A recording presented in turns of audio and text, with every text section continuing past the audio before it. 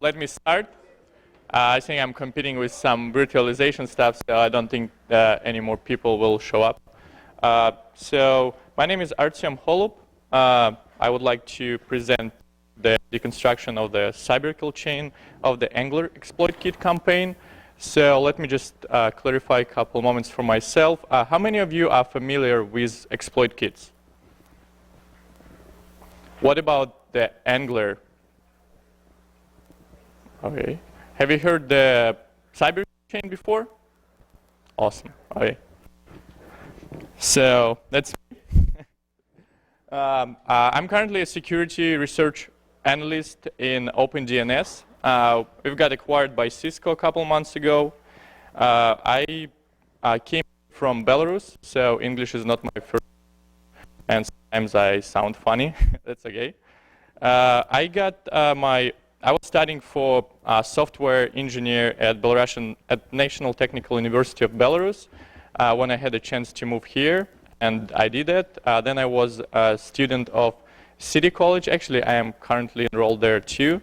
I finished the network security program, obtaining certificates both in network security and cybersecurity. For about 2 years, I've been a freelance pen tester. Mostly on the Russian-based social networks and banks. I did some bug bounties for such a huge social networks like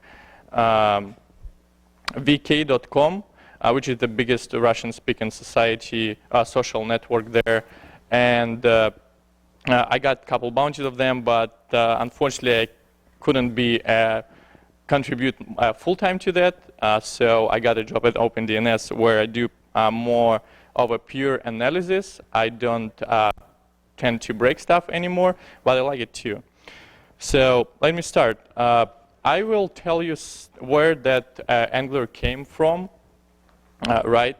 Then why am I using the cybercriminal chain? Because before, most of you in the context of the APT, which is advanced persistent, and mostly they've been targeting huge companies, getting access to their network, be persistent there, keep stealing their intellectual property and other stuff.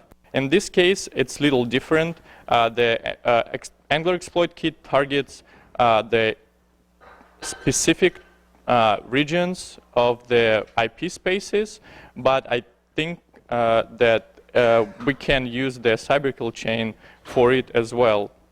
So this exploit kit, huge amount of money, but most of it come in bitcoins, and I would give you some idea how those bitcoins become real cash for the malicious authors.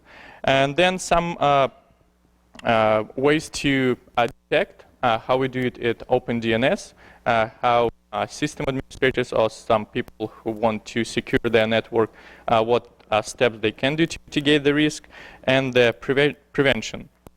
Okay, so the first appearance of this exploit kit dated back to March 2012, when one of the Russian analysts found those, what he called a bodiless bot attacking Ukrainian and Russian IP spaces from the biggest news portals in Russia. Right, but at that moment, nobody paid that much attention of that because there are not that much money were involved yet. So the person who actually gave the Angler its name is Caffeine. He's a pretty well-known exploit, and you can follow him on Twitter. He posting everything that's possibly can be found as fast as he can about any exploit kits, including Angler, Neutrino. He been doing a lot of takedown of that black hole exploit kit. And the first time he saw that, it was in August 2013. He gave it name in the 2013 with the black hole exploit kit campaign was taken down. And after that, with more time to research, he mapped it to the XXX exploit kit that was around since 2010, and that's what we call the year of birth of this exploit kit. So why do I draw parallels and why I see signs of APT in that threat? So let's start. It's advanced. Not a single exploit kit evolves as fast as Angler. As soon as new CVE comes out, it's already there. They're already exploiting it. Also, the payloads that delivered by that exploit kit are almost undetectable. They are implementing honeypot detection, so analysts don't even know that they are there. They can't catch it using their honeypots. Antivirus detection doesn't work. If you heard about ransomware, that's the payload that's delivered by that. And so far, I haven't seen a single antivirus product that would detect it at least at like 90%. Most of them about 5, 7, if it's like really good. Okay. Also, they're using techniques like domain shadowing that was first used by this the people behind this campaign, and now a lot of other malicious authors also using it. And all the payloads that are delivered by it are either highly obfuscated or encrypted in one or other way. So it stays persistent. A lot of efforts of security society is trying to stop it from spreading. So the big win was by Talos team based at Cisco, and it was just about 4 months ago when they took down, they thwart access to AS were doing about 90% of Angler traffic, right? So what the people behind it did, they just changed the IP schema. They start targeting new people. They probably read the Talos report, saw what they screwed up, change it, and it's still, and now what we can see for the last 90 days, it increased from 10%, what it stayed after the takedown, to 50% what it used to be, just within 3 months, all right? And it's a big threat. The revenue that it generated is huge. Before the thwart, it was getting about 90,000 victims a day. 62% of those victims were delivered with ransomware. So they either have to lose their data if they don't have data backups, or they have to pay. The people behind it are trying to make as much money as they can, not just delivering payloads. They also use the existing infrastructure to rent it to other malicious authors and let them reuse it for their own purpose. Talos also, using OpenDNS software, Investigate, were able to track down 3 accounts that are associated with BDIP C2s. They were hosting Angler. They were using the Kenji Trojan, spreading the worms like Synthrill and Lurk, Nexus Lurk. And they all were tied to that infrastructure. They was primarily put up by the people who are behind the Angler. So let's break down that cyber kill chain and see how all this happens. So in the APT, you have a little more steps that the cyber kill chain embedded, but I have to modify it because a lot of processes, in my case, are happening either simultaneously or one right after another. So I'll talk about the reconnaissance, exploitation, and weaponization that happens at the same time, delivery and installation of the actual payloads, what other command and control server does, and actions on the target. So recon. If you've been at the people already talk about the reconnaissance, how it's important for any malicious campaign, and in our case, it's not different at all. So for AnchorKit, they dedicated basic infrastructure. What it means is that there are people who actually use either their fake identities to put up servers that would serve payloads, and the initial campaign that they use to obtain registrant emails that later used in the domain shadowing. But when that basic infrastructure up, they acquired what they need, they take it down almost immediately. So it's really hard, like when the campaign is going and the people already see it, it's really hard to backtrace to the very beginning of it. They also use a lot of bulletproof hosting. Bulletproof hosting is the hosting who just care about money. They don't really care what you will host on them. Most of them are located in Eastern Europe and countries like Russia, Ukraine, Czech Republic. Some of them were mapped down to Iran ASNs, and some of them Chinese. Right? Large providers usually will host the compromised websites. So they don't really aware that it's happening because they just let you host anything you want, but all the security is up to you. How bad you need it, how bad you want it, what kind of server do you have, how much you care about it. So when it becomes compromised, it's really hard for the provider actually to take it down without you noticing it. Also, before they actually compromise those servers, they have to somehow get the list of the servers to compromise. So that means that behind all these people, they run like scanners all the time to get all the new vulnerabilities as soon as they come up and be able to exploit them as soon as they have exploit.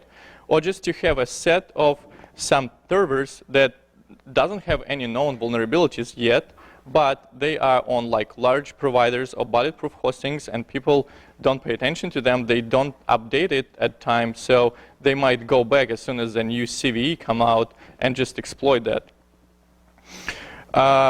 Most of the delivery of the traffic that was delivered to the landing pages was generated from malvertising.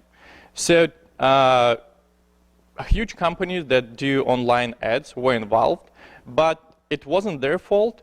They use something that's called ad exchange or ad hopping. So they blindly trust some other companies that run ads, exchange the traffic to target specific areas or specific website that they have presence and another company doesn't have. So they, the AnchorKit guys, they would put up a fake ad agencies that look just like real, but if anybody would take it serious and check it, there would be more of the identities that either are stolen or don't exist at all. So that's how the recon happened. They put up a dedicated or bulletproof hosting servers that do like phishing campaigns. What they're phishing for, it's not just regular credentials. They are highly interested in the accounts that are domain registered accounts. In that case, they don't need to have that dedicated infrastructure that are pretty valuable for them, because it's really hard to put up the entire new infrastructure with like all new IPs and move somewhere. They would rather use some abused providers or bulletproof hosting to do that.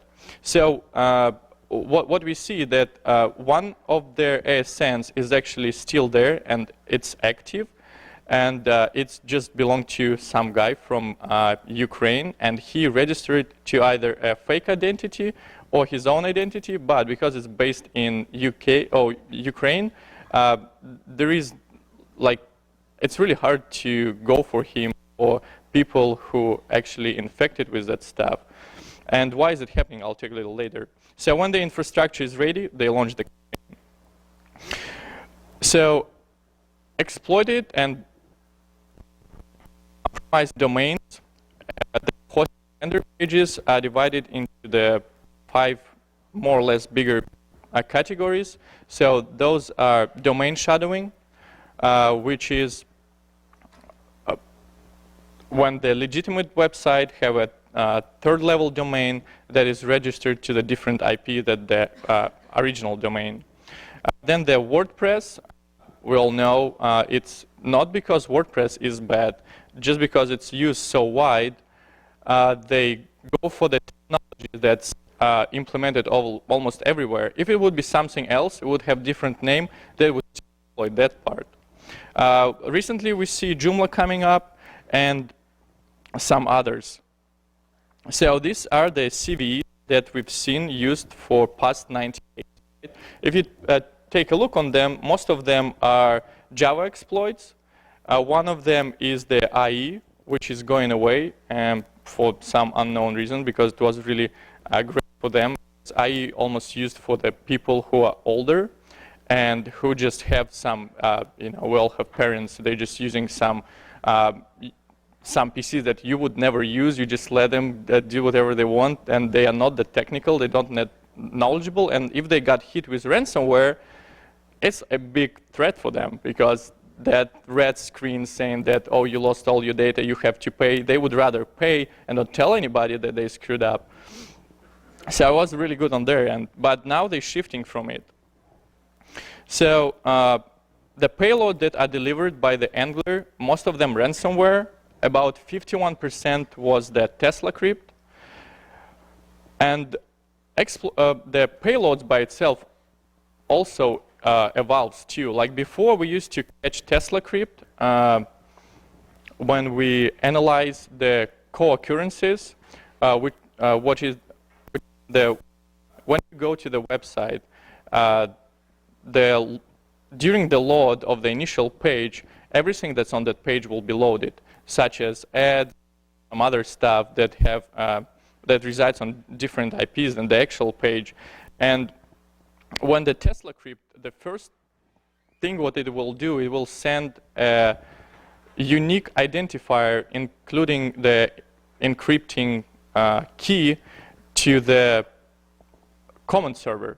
But before that, it would call it would make the IP call and analyzing the occurrences, and those IP calls, we will be able to find the domains that were delivering the Tesla crypt. But now they removed that initial IP call, and we didn't have chance to find any other way to actually see if it's Tesla crypt or anything else. It's becoming a lot more harder to break it down to the categories. But the next big one is a crypto wall. It's also started with just the crypto wall, then crypto wall 3.0, now it's 4.0, changing consistently, implementing new techniques. BDIP, PuffTrack, and Tinba, which are the credential stealing Trojans, and Tinba is the banking one. They use it, but they have a lot less traffic on them than the ransomware, and probably because the ransomware is the most profitable exploit that you can, the payload that you can deliver. So that's how the lender pages usually look. So first of all, they use something that we see as a pseudo dark leech, which is not a server-level injection. The malicious PHP code is injected into the VP includes menu PHP file, and it fetches the actual iframe code on the fly from the remote server. So if your system admin or whoever take care of your website didn't go every single day to that actual PHP, scroll it down all the way to see that highly obfuscated PHP injections, there is no way for you to actually see that. Even if you try to view source code as a regular user, it wouldn't be shown to you.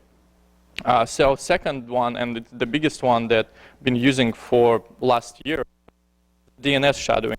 So the iframe URL, it used to be the no IP dynamic host names, and that's how we used to catch it. We see the call to the no IP, and we will block it right away. Has been replaced with the third-level domain names of sites with hacked DNS accounts. A lot of them are GoDaddy, but there are a lot of others abused providers that I'll talk about a little later.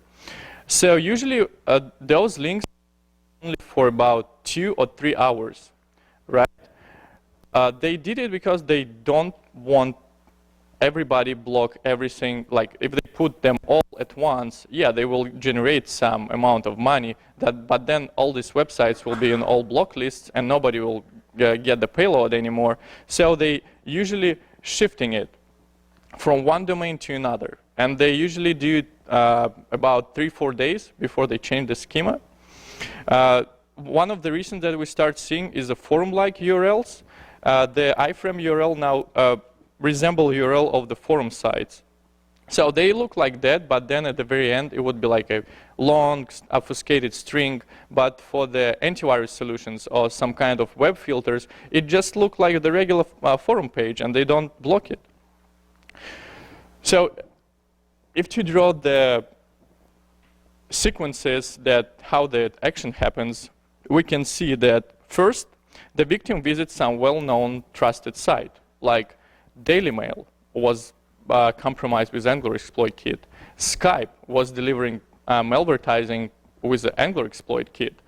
And those stuff you don't block.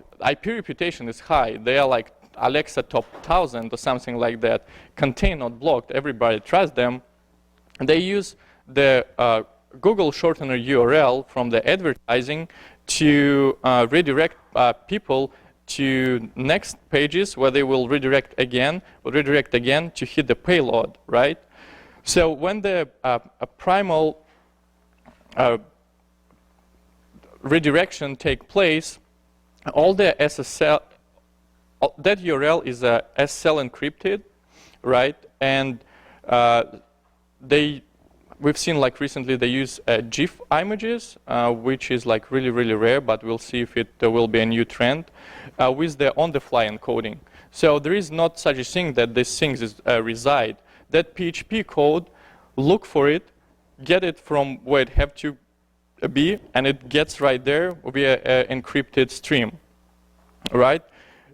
Also, not everybody will get exploit. Not everybody will get payload. They target a specific IP areas. So most of them is Europe, United States, because the people here can pay money for ransomware, and there is no reason for them to target some like third world countries or countries that they're doing the business in, just because they can get kicked out pretty fast if they do that there, right? So again, the IP reputation fails, domain looks legit, and then the next redirect to the shadow copy of that domain, sorry.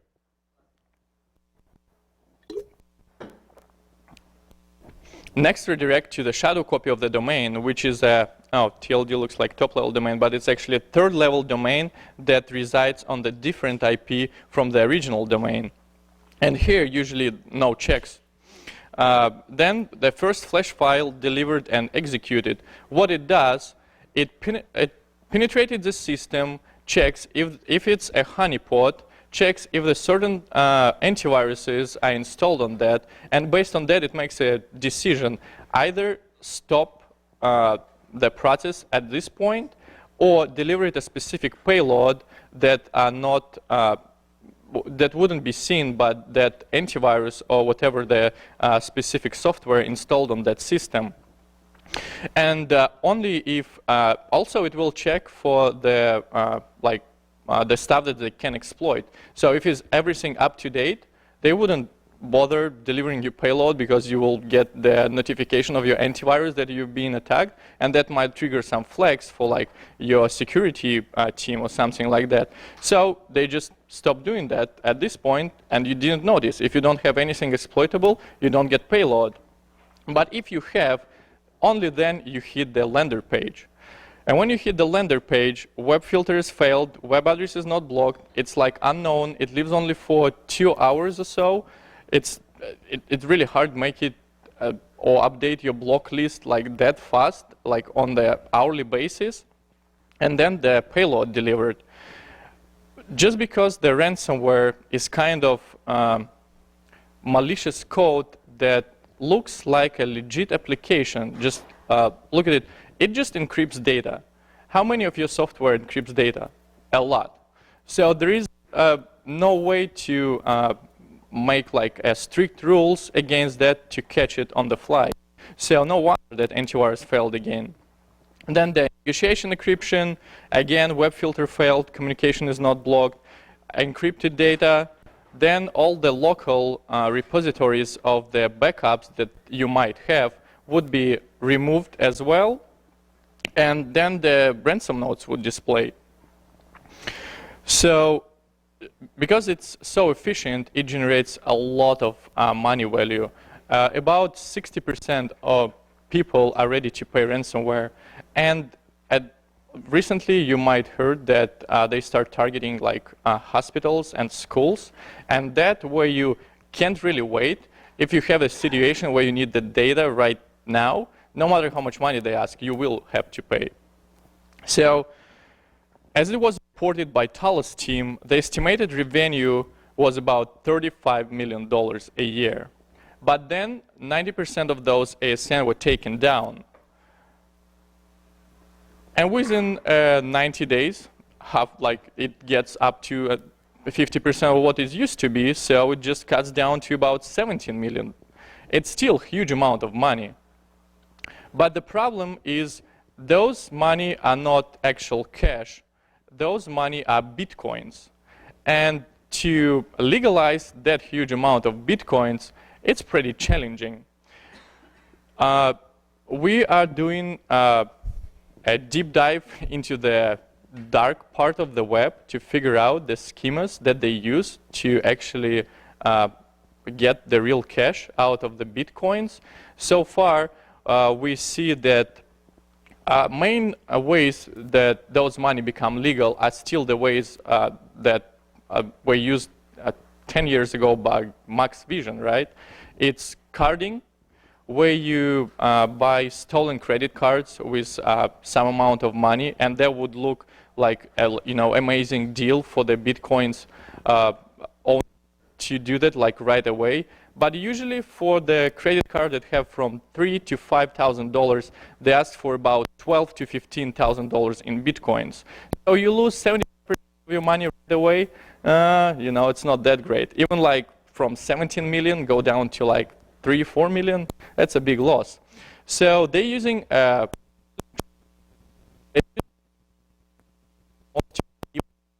with the rise of the Alibaba, Chinese-based company, they're shifting it there because eBay have implemented a lot of security based in states. In China, they don't yet do that.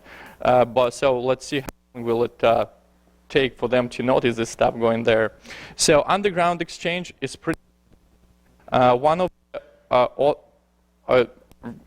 registrant emails that owned by the authors of the exploit kit actually used to host a website that would let you buy bitcoins and pay your real money. But it was taken down not that long ago, and I'm not sure if it was the actual person behind it or it was something else. So the end result, anyway, and of course money mules.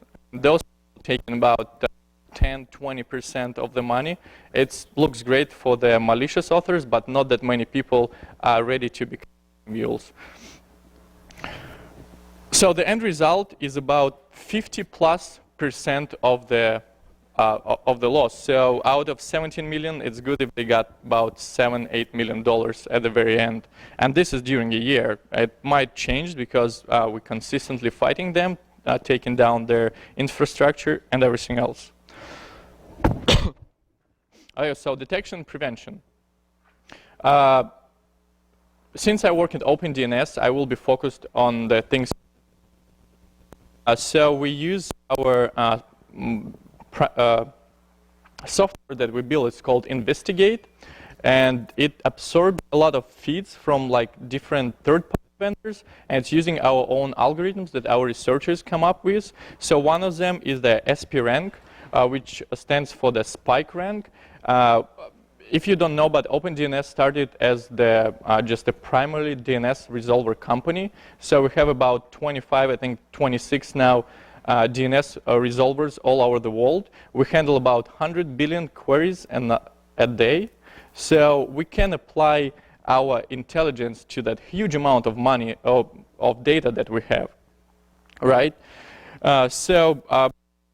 Rank would flag any domain that increase the traffic within the specific window and flag it as suspicious right away. So how it looks like, usually, let's say your website have about 100 queries an hour for, I don't know, 10, 20 days. And then at some point, it jumps up to like 1,200 an hour.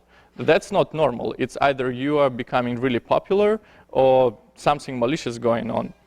Right, another one is the honeypot. Used to be really a good source of all that HTTP embedded payload data and everything else, but when they start implementing avoiding techniques, it dropped a lot. We used to see about 150, 400 domains a day, compromised domains and landing pages a day using those honeypots. Now it dropped to about 80, maybe 100. So, but then pivoting around those domains, let us discover compromised and IPs and ASNs that are dedicated, bulletproof, and we can make those decisions if it's a dedicated infrastructure, bulletproof hosting, or just abused hosting. We also can see the patterns that they use, like DJs or something else. DJ is really great because if you got the seed, you can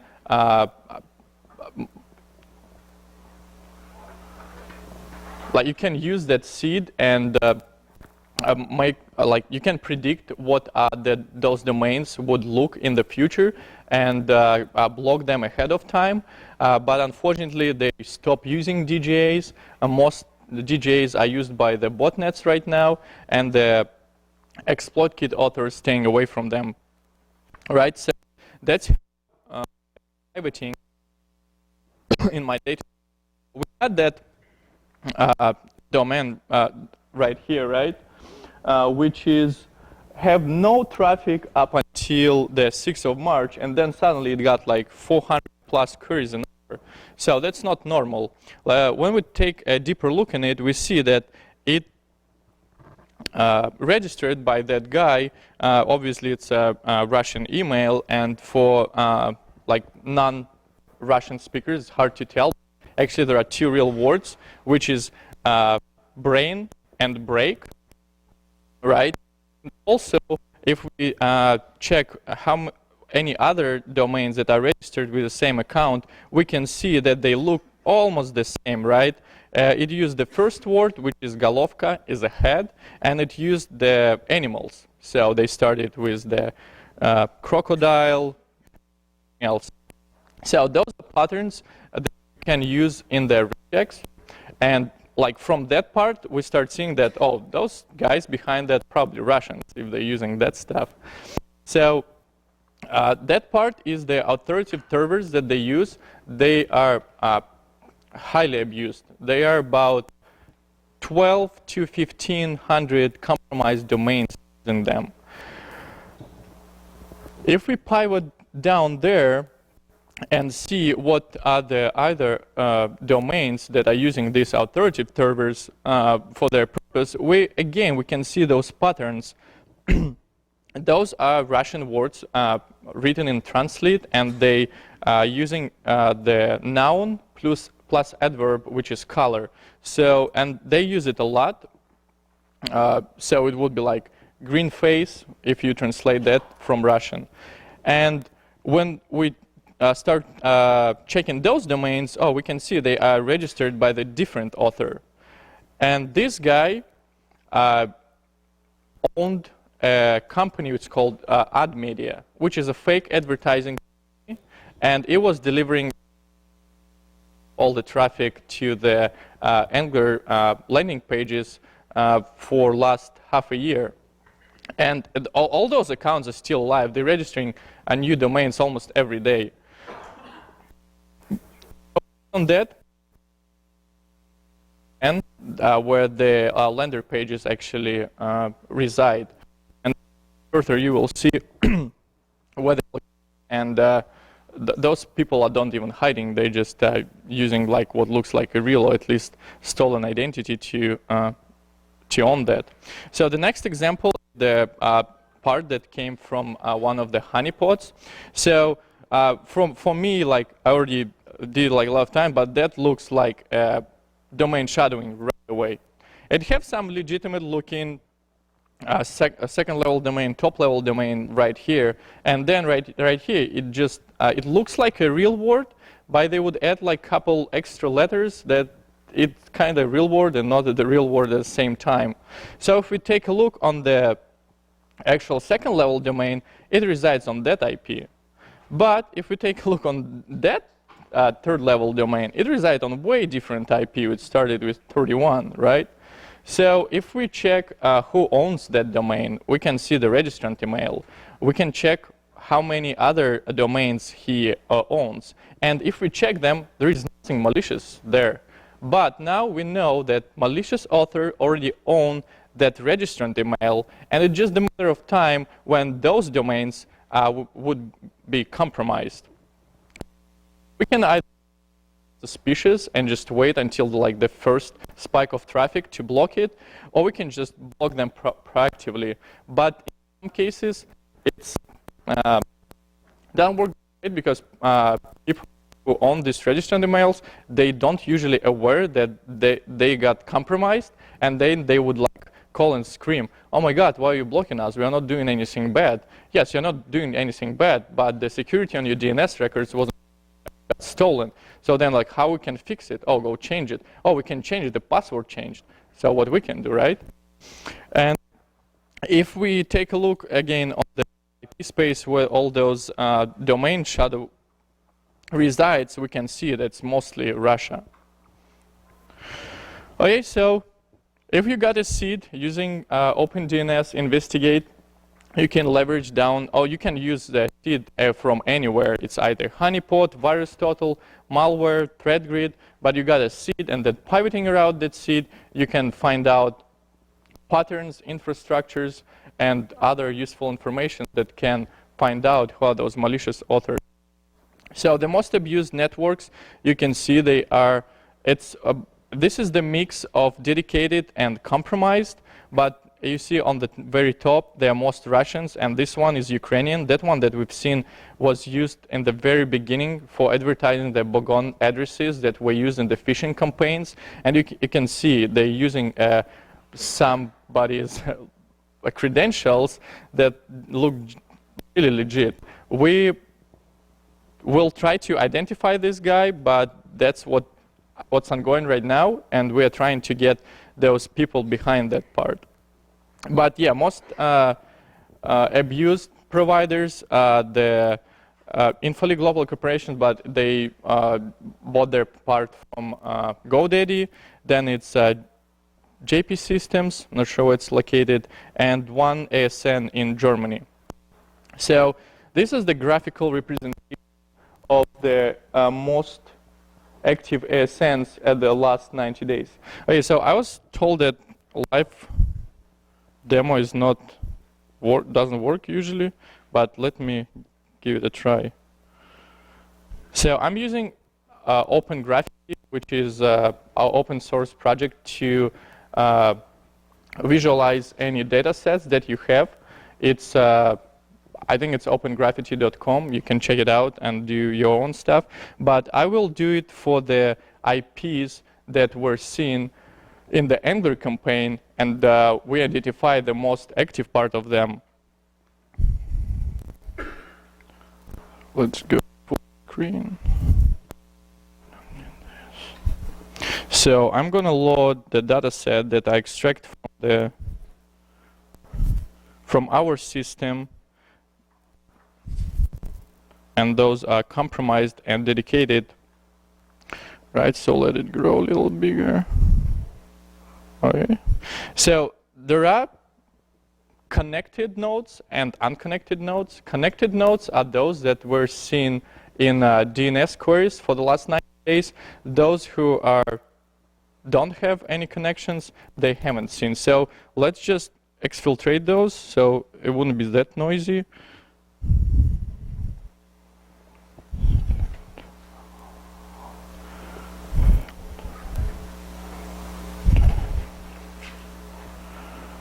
So,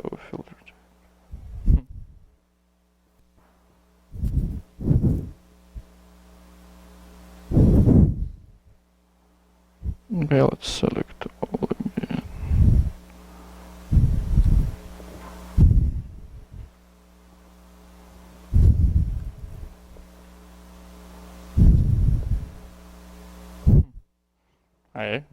Yeah, that was. I guess that was true. That life doesn't really work that type. Let me. So it's open source project, so it's always evolving. I'm not sure if they made any changes to the API or something like that. Oh yeah, or maybe just me tripping. Okay.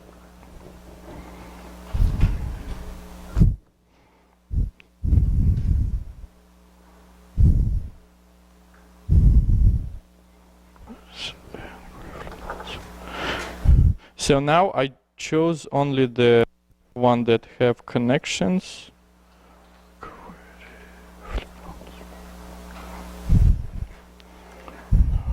And then remove them. Oh yeah, now it works. And then let's just add some color in it.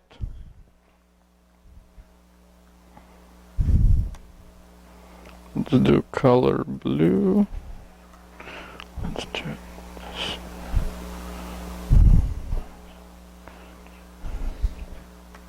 Oh yeah, so now we can get a.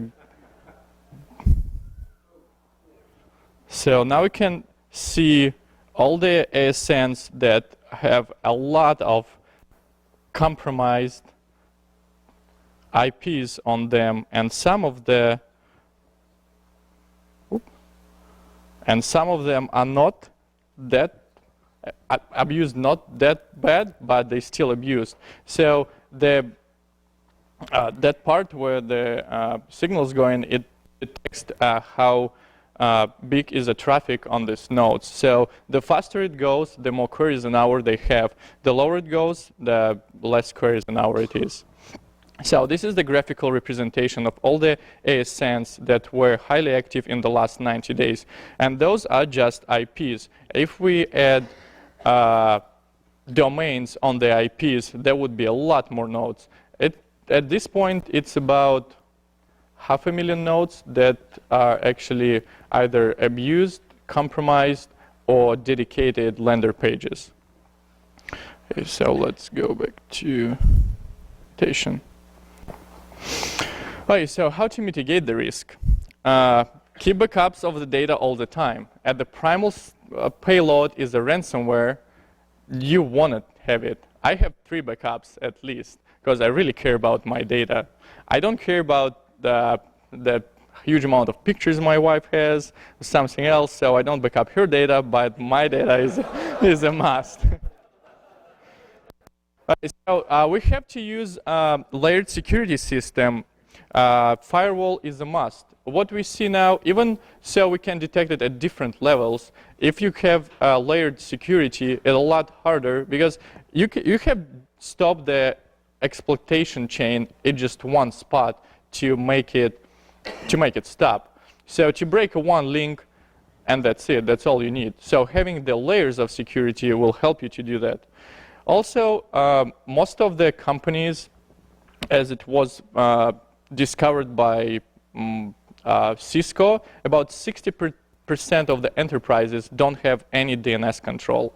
And this is very important. Implementing DNS control let us stop about almost like 70% more ransomware than we used to stop without DNS control. Patch management. As you can see from the diagram of CVEs, most of the CVEs are well known. Some of them are dated like 3 months ago, but there are still a lot of software, a lot of websites that running that vulnerable versions, and it looks like they either don't care or they don't have the right patch management system that would help them to mitigate those risks, right?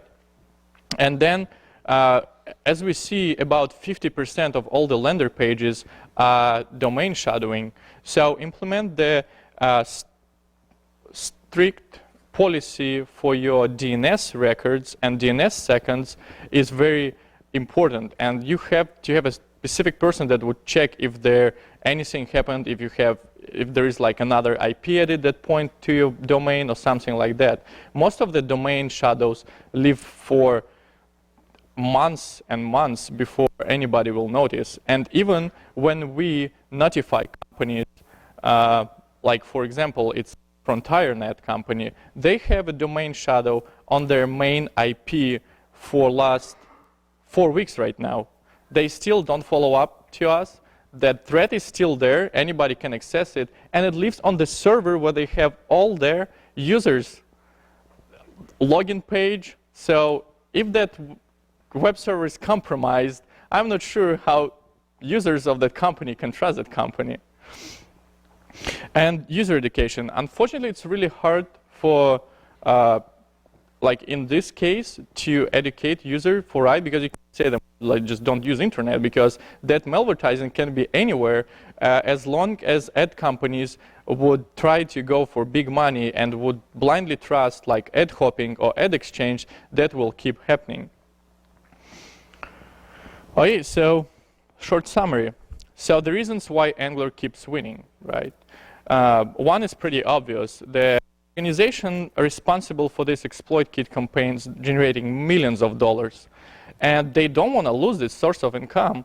Especially, there are like really strict signs that that criminal group based in Russia, and with their Russian economics going down, there is no way for people to get legitimate job that would let them make that much money.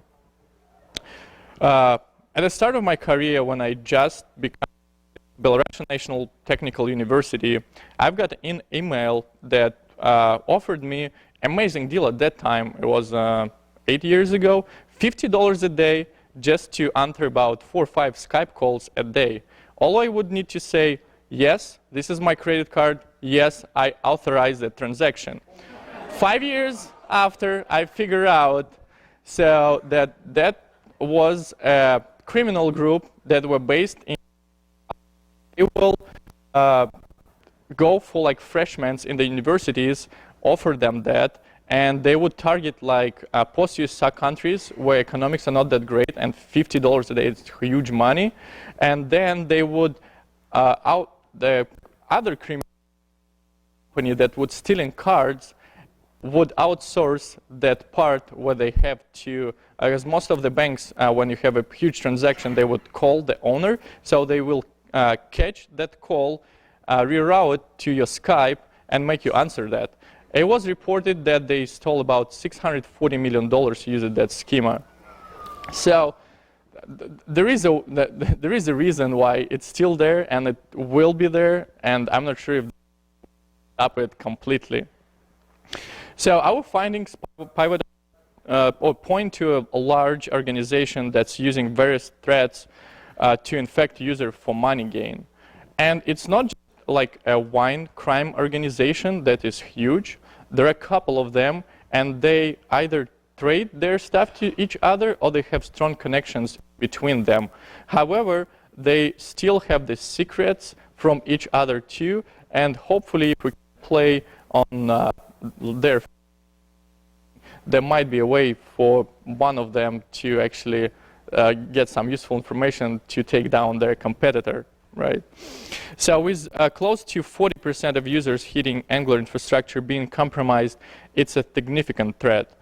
Right now, when they implement honeypot and antivirus detection techniques, it go up to 75%. Unfortunately, I didn't have the data available for that kind of analysis, so I stick to the one that Talos did 5 months ago.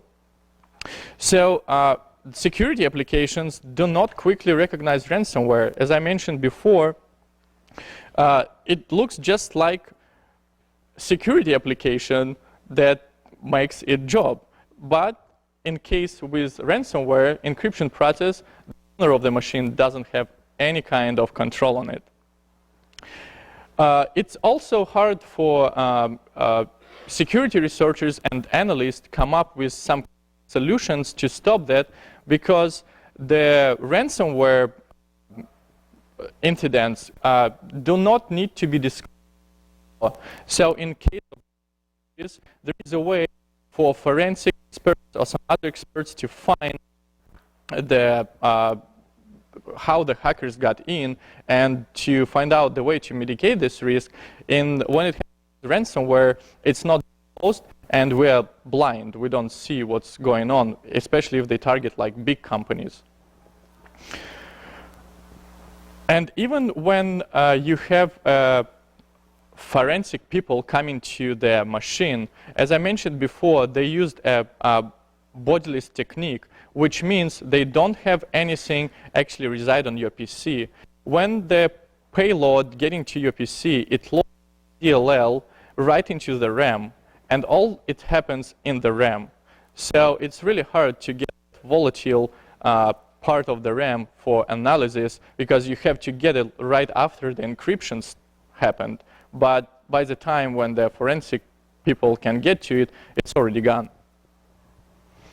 And I think that's it. I would like to thank Malwarebytes, Malware Traffic Analysis for the PCAPs, Talos, who work together, and Caffeine, the exploit kit expert. Thank you.